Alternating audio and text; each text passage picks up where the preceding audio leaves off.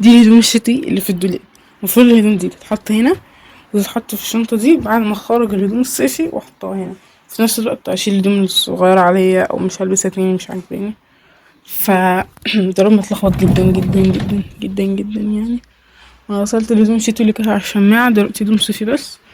ومفيش شنط عشان كده انا حاطه في الكيس ده يعني. بس هو الشنط كلها استخدمناها، معرفش في ايه بجد، شنط كتيرة قوي استخدمناها كلها او احنا مش لاقيينها تقريبا. فانا حاطه في الكيس ده وخلاص بقى، وابقى نتصرف بعدين. ممكن احط الكيس نفسه في الشنطة او حاجة زي كده.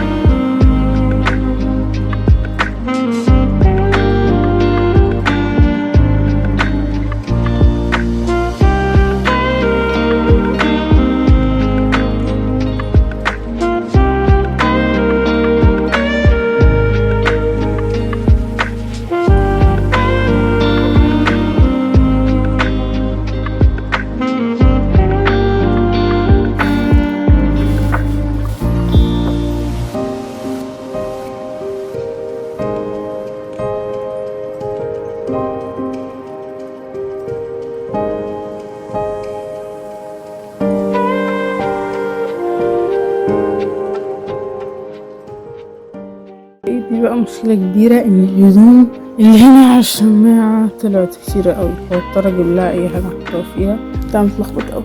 والحاجات دي كنت اشوفها تروح فين. فالشنطة دي تروح تحت السرير، والكيس ده تقريبا معاها، وكيس وانا هطلع فوق الدولاب.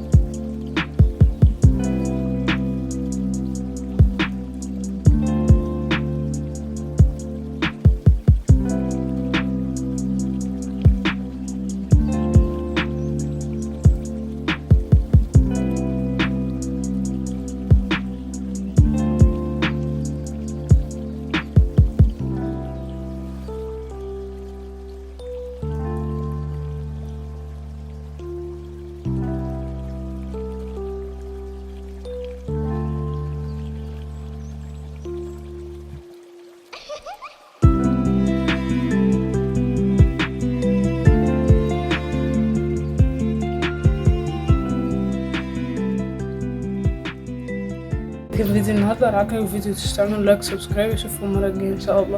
مع السلامه. انا لسه كنت عايزه اقول حاجه، ان الشتاء احلى من الصيف 100 مره. مش بقول على العرق ولا اي حاجه ولا حاجه، انا بقول الهدوم ان انا البس سويت شيرت وبنطلون انزل. الصيف بقى كومبليكيتد قوي، بالذات للناس المحجبات. يعني الناس المحجبات مفرقتش قوي، بس انا بحب الشتاء.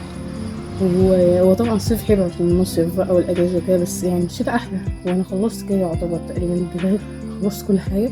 انا مصورتش وانا بحط الكيس تحت السرير وفوق الدولاب عشان كان شكلي مسخره. حطيته اهو دلوقتي. انا بجد احنا يعني اكيد مش هنسيبهم كده، اصلا احنا نعزل، فالحاجات دي مفرقتش قوي. وهنا ده هنا فكده كده مفرقتش قوي يعني. فاحنا كده كده هنحطهم في اي حته، وفي الاخر لما نيجي نعزل هنشوف بقى نحطهم تاني في البيت التاني يعني.